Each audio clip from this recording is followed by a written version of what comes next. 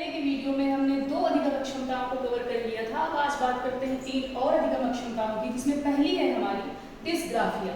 Dysgraphia ये हमारी लेखन से संबंधित अधिगम अक्षमता है। मतलब इसमें बच्चा क्या करता है, लेखन संबंधित अशक्तता हो जाती है उसको।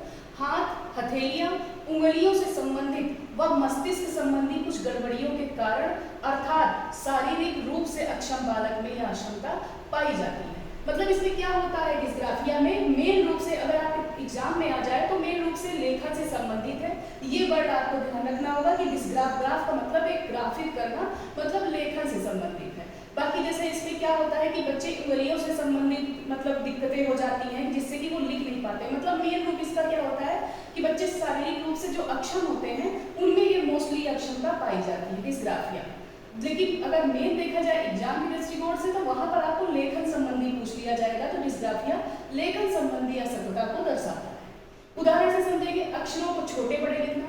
जो बच्चे अक्षरों को छोटे लिखते हैं या बड़े लिखते हैं, मतलब एक बराबर सीक्वेंस में ना लिख पाना, तथा वाक्य सीधी लाइन में ना होकर टेढ़े मेढ़े हो जाते, मतलब वाक्य एक सीधी लाइन में ना होकर टेढ़े मेढ़े हो जाते, तो उनको डिस्ग्राफिया की प्रॉब्लम होती है। दूसरी बात करते हैं डिस्कैलकुलिया की। डिस्कैलकुलिया जो कि इसके नाम से ही आप समझ रहे होंगे, कैलकुलिया का मतलब कैलकुलेशन से है।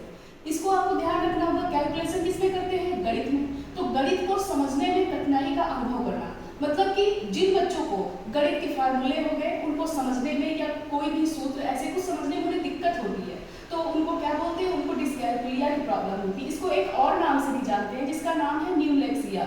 इसको हम इस नाम से भी जानते हैं, एग्जाम्स में हो सकता है इस टाइप में क्वेश्चन पूछ लिया जाए कि डिस्कैलकुलिया को किसी और अन्य नाम से क्या जानते हैं, तो वो हमारा न्यूलेक्सिया हो जाएगा।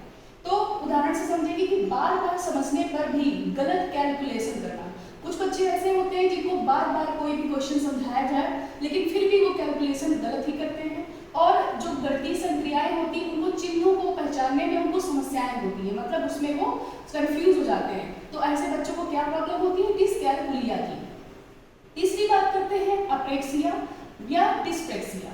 अप्रेक्सिया डिस्प्रेक्सिया क्या है कि अप्रेक्सिया हमारी एक मानसिक विकार है। इसमें बच्चे को एक मानसिक रूप से विकार होता है, लेकिन जो एक डिस्प्रेक्सिया है ये हमारी तंत्रिका तंत्र से संबंधित विकार है। इस चीज को आपको ध्यान देना होगा, दोनों में एक माइनर सा अंतर है कि अप्रेक्सिया हमारा एक मानसिक विकार है लेकिन डिस्प्रेक्सिया हमारा तंत्रिका तंत्र से संबंधित विकार है। उदाहरण से समझते हैं कि मांसपेशियों के संचालन में कुशलता की कमी, मतलब जिन बच्चों के मांसपेशियों के संचालन में एक कुशलता नहीं होती, जैसे हम आप बात करते हैं तो एक कुशलता के साथ हम जिस हाथ पैर के अंगों को चाहे वो अपने हिसाब से हम इसको चला सकते हैं, लेकिन जिन लोगों में ये इसकी कमी पाई जाती है, अपने अनुसार वो नहीं चला पाते, उनमें वो कुशलता की कमी पाई जाती है, या हाथों के बीच में संतुलन ना स्थापित कर पाना। वही चीज की हम हाथों के बीच में कोई असंतुलन नहीं स्थापित कर पा रहे हैं, अपने अनुसार नहीं उसको हम चला पा रहे हैं, तो उनको अप्रेक्सिया की दिक्कत होती है, यानी अप्रेक्सिया की अधिगम अक्षमता पाई जाती है।